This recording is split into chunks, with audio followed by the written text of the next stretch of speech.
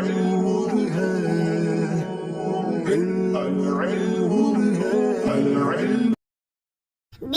الله الرحمن الرحيم. اللهم صل على سيدنا ومولانا محمد أفضل صلواتك بعدد معلوماتك وبارك وسلم وصل عليه. بسم اللہ الرحمن الرحیم. عزیز طلباء کرام، مختارات من ادب العرب سے آج ہمارا چھٹا سبق ہے، سبق نمبر 6 اور مقدمۃ الکتاب، اس سے ہمارا الدرس الرابع چوتھا سبق ہے. تو بڑھتے ہیں اپنے سبق کی طرف.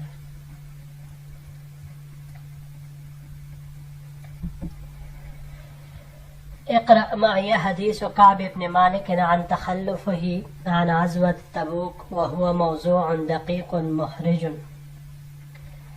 آپ میرے ساتھ غزوہ تبوک سے پیچھے رہ جانے سے متعلق حضرت کعب بن مالک رضی اللہ تعالیٰ عنہ کا واقعہ پڑھے. یہ واقعہ ایک ایسا دقیق اور اضطراب پیدا کرنے والا موضوع ہے. یطلب منہ الصراحة والاعتراف بالتقصیر والشہادۃ علی النفس، کہ جس کے پڑھنے سے صراحت، کوتاہی کا اعتراف اور اپنے آپ پر گواہی کا پتہ چلتا ہے. ويطلب منه تصوير ذلك الجو القاتم العابس الذي عاش فيه 50 ليلة، اور اس سیاہ اور سخت فضا کی تصویر کشی ہوتی نظر آتی ہے جس میں حضرت کعب بن مالک رضی اللہ عنہ نے 50 راتیں گزاری. ويطلب منه تصوير الخواطر التي كانت تجيش في صدره وتصاور نفسه وهو يعيش في جفاء وعتاب ممن يحبهم وتربطه بهم العقیدۃ والعاطفۃ. ایسے دلوں کی تصویر نظر آتی ہے جو کعب بن مالک کے سینے میں جوش مار رہے تھے اور ان کے نفس پر، جبکہ وہ اپنے محبوب لوگوں کی جانب سے سزا اور جفا میں جی رہے تھے. یہ سب اس پر حملہ کر رہے تھے، حالانکہ ان کو ایک جذبہ اور عقیدہ نے ان کے ساتھ مربوط کیا ہوا تھا. لا یجد لذة فی فراقهم ولا یرا فی الدنیا عوضا عنہم، جن کی جدائی میں کسی قسم کی لذت نہیں ملتی تھی اور اس کے نزدیک اس کا کوئی بدل نہیں تھا، ان لوگوں سے کوئی بدل بھی نہیں تھا. وتصویر تلك الصلة الروحية والحب العميق الذي يربطه بالنبي صلی اللہ علیہ وسلم، اور اس سے اس روحانی تعلق اور گہری محبت کی تصویر کا پتہ چلتا ہے جس نے حضرت کعب بن مالک رضی اللہ عنہ کو حضور صلی اللہ علیہ وسلم کے ساتھ مضبوطی سے باندھا ہوا تھا. یہاں پر یہ کچھ الفاظ ہے جی. القاتم پہلا اس میں سے قتمہ سے ہے. قتمہ یہ باب ضربہ سے استعمال ہوا ہے. قتومن قتامتن دونوں طرح مصدر اس کے استعمال ہوتے ہیں. سیاہی مائل ہونا. باب نصرہ سے بھی قتومن آتا ہے لیکن یہ بلند ہونے کے معنی میں آئے گا. باب سمعہ سے مصدر اس کا قتمن آئے گا، بلند ہونے کے معنی میں. اگلا لفظ ہے جی العابس، عبسہ سے ہے. یہ باب ضربہ سے عبسن عبوسن دونوں طرح چیب جبی ہونا، جیسے قرآن کریم کے آخری پارہ میں سورہ عبس و تولا یہ استعمال ہوا ہے. ترشروئی کرنا اس معنی میں بھی یہ استعمال ہوتا ہے. باب تفاعل سے اگر اس کو ہم لے لیں تعبسن تو یہ ترشرو ہونے کے معنی میں آتا ہے. اس کے علاوہ یہ باب انفعال سے بھی استعمال ہو سکتا ہے، انعباسن میلہ ہونے کے معنی میں. تصاورہ یہ سورہ سے ہے. باب نصارہ سے سورن باندھنے کے معنی میں، پلانگنے کے معنی میں، چڑھنے کے معنی میں یہ آتا ہے. تصورن یہ استعمال ہوتا ہے باب تفاعل سے دیوار پر چڑھنا، دیوار پلانگنا، دیوار باندھنا. یہ باب تفعیل سے بھی تصویراً پلانگنے کے معنی میں آتا ہے. یہاں یہ باب مفاعلہ سے استعمال ہوا ہے مساورتاً، ایک دوسرے پر حملہ کرنے کے معنی میں. جی بڑھتے ہیں اگلے سلائیڈ کی طرف. ربطا وثيقا محكما لا يحله العتاب والعقاب ولا يضاعفه اقبال الملوك عليه وتوددهم إليه. یعنی حضرت کعب بن مالک رضی اللہ عنہ کو نبی کریم صلی اللہ علیہ وسلم کے ساتھ اس عشق اور محبت نے، ایمان نے اس مضبوطی سے باندھا ہوا تھا کہ اس محبت کو سزا اور عتاب نے بھی اپنے عہد اور میثاق سے آزاد نہیں کیا، اور نہ ہی حضرت کعب بن مالک رضی اللہ تعالیٰ عنہ کی طرف بادشاہوں کا مائل ہونا اور بادشاہوں کا ان سے اظہار محبت بھی حضرت کعب رضی اللہ تعالیٰ عنہ کی حضور صلی اللہ علیہ وسلم سے محبت کو کمزور نہیں کر سکا. وتصویر ذلك السرور الذي غمره على اثر قبول توبته،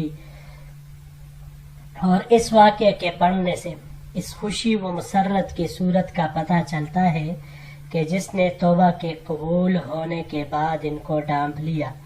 ما اصعب هذا الموضوع وما اکثره تعقدا ودقتا، یہ موضوع کتنا مشکل موضوع ہے، کتنا گہرا اور دقیق موضوع ہے. ولكنه ببلاغته العربية يتغلب على هذه المشاكل النفسية والأدبية ويترك لنا ثروة نعتز بها. لیکن اس کے باوجود یہ موضوع اپنے عربی بلاغت کی وجہ سے ان نفسانی اور ادبی مشاکل پر غالب ہے، اور اس نے ہمارے لیے ایک ایسا قیمتی سرمایہ چھوڑا ہے جس پر ہم فخر کرتے ہیں. اقرأ معي هذه القطعة الصغيرة التي أقتبسها من حديثه الطويل. آپ میرے ساتھ یہ چھوٹا سا واقعہ پڑھیں جو میں نے حضرت کعب بن مالک رضی اللہ عنہ کی طویل واقعہ سے لیا ہے. وهو يحكي ما أحاط بهذه العزوة العظيمة من ظروف وأجواء. کعب بن مالک رضی اللہ تعالیٰ عنہ اس وقت کی حکایت بیان کرتے ہیں کہ جب حالات و فضا نے اس عظیم عزوہ کا ہر طرف سے احاطہ کیا ہوا تھا.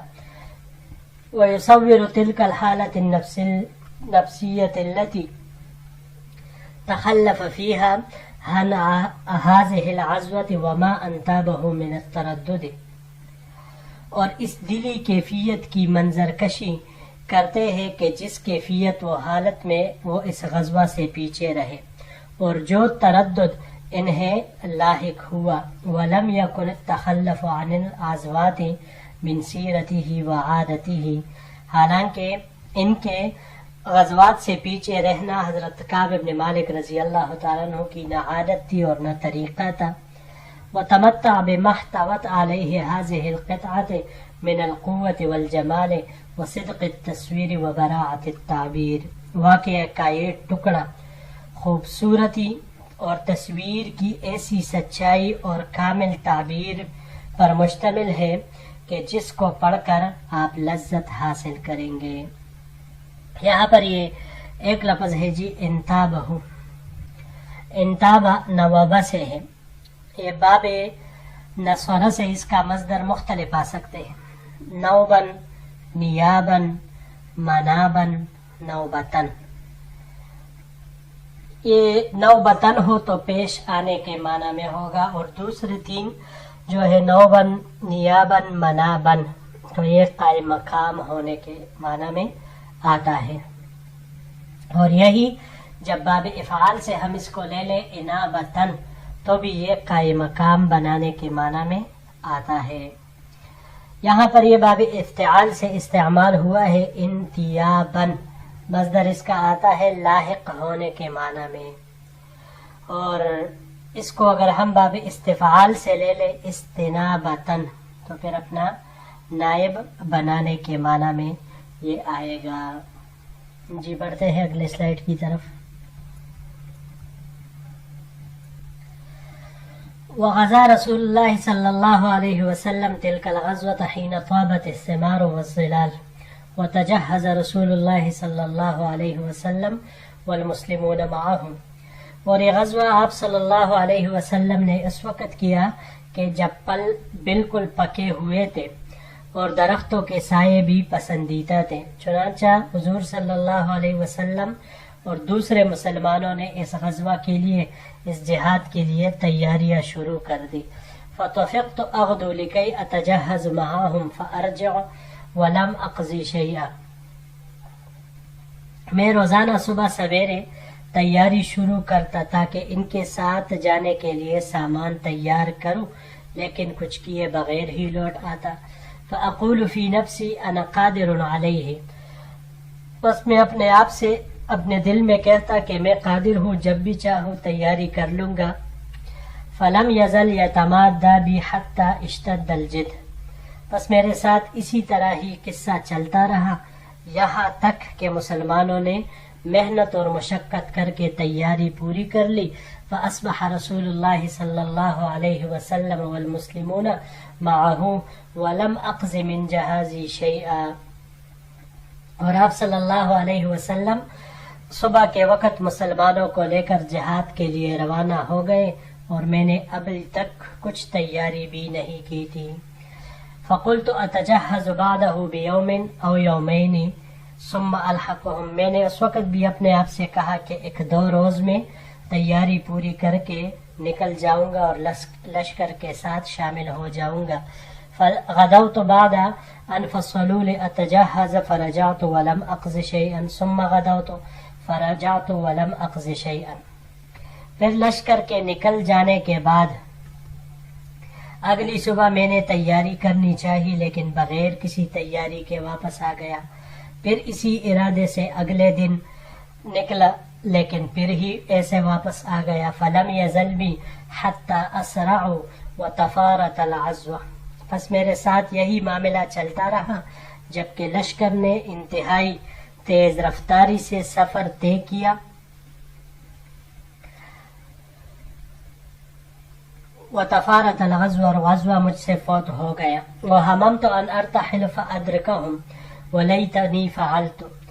جبکہ پھر مجھے خیال آیا کہ میں اس وقت میں بھی نکل پڑوں اور لشکر کے ساتھ شامل ہو جاؤں، اور کاش میں اس وقت ایسا کر لیتا تو بھی بہتر ہوتا. فلم یقدر لی ذلک، لیکن یہ میرے مقدر میں نہیں تھا. فکنت اذا خرجت فی الناس بعد خروج رسول اللہ صلی اللہ علیہ وسلم فطفت فیہم احزننی اننی لا ارى الا رجلا مغموسا علیہ النفاق او رجلا ممن عذرہ اللہ من الضعفاء. چنانچہ حضور صلی اللہ علیہ وسلم کے جانے کے بعد جب میں مدینے میں گھومتا تو مجھے یہ بات غمگین کر دیتی کہ سوائے ان لوگوں کے کہ جن پر نفاق کی صریح چاپ لگی ہوئی تھی، یا ان لوگوں کے جن کو اللہ نے معذور قرار دیا تھا، ان کے سوا مجھے مدینے میں کوئی بھی نظر نہیں آتا تھا. جی بڑھتے ہیں اگلے سلائیڈ کی طرف. اس میں کچھ لغات نہیں ہے مشکل.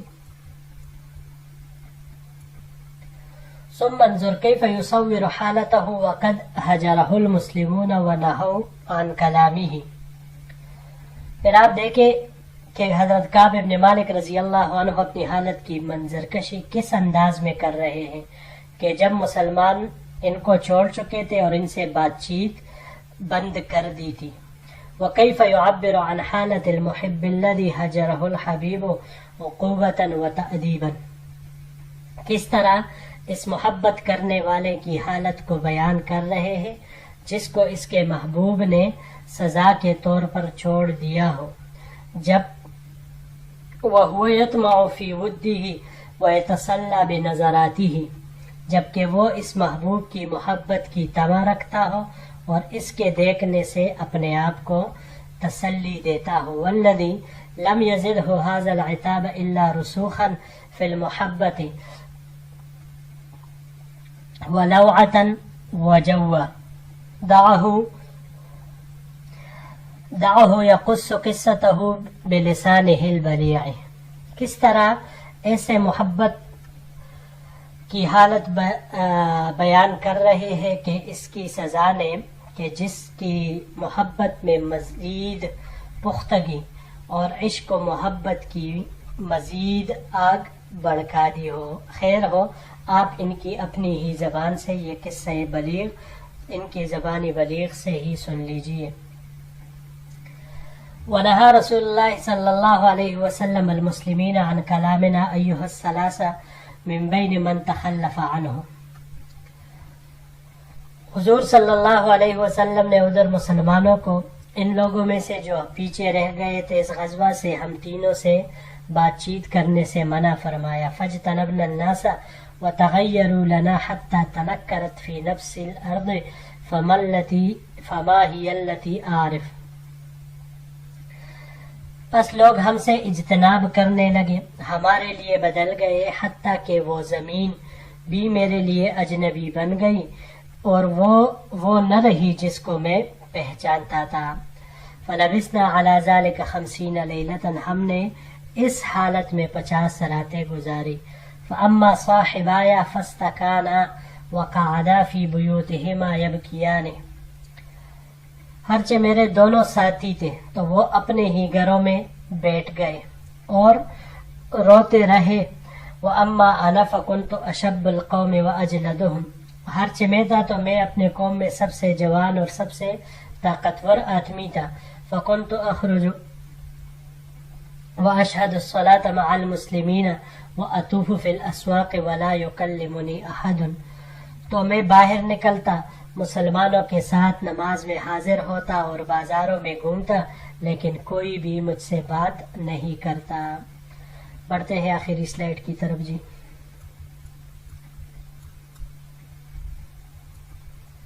وآتی رسول اللہ صلی اللہ علیہ وسلم فأسلم علیہ وهو فی مجلسہ بعد الصلاة. میں حضور صلی اللہ علیہ وسلم کی خدمت میں حاضر ہوتا جب آپ صلی اللہ علیہ وسلم نماز کے بعد اپنے مجلس میں تشریف فرما ہوتے اور آپ صلی اللہ علیہ وسلم کو سلام کرتا. فأقول فی نفسی هل حرک شفتیہ برد السلام ام لا. میں اپنے دل میں کہتا کہ دیکھنا کہ آپ صلی اللہ علیہ وسلم کہ لب مبارک میرے سلام کے جواب کے لیے حرکت کرتے ہیں یا نہیں.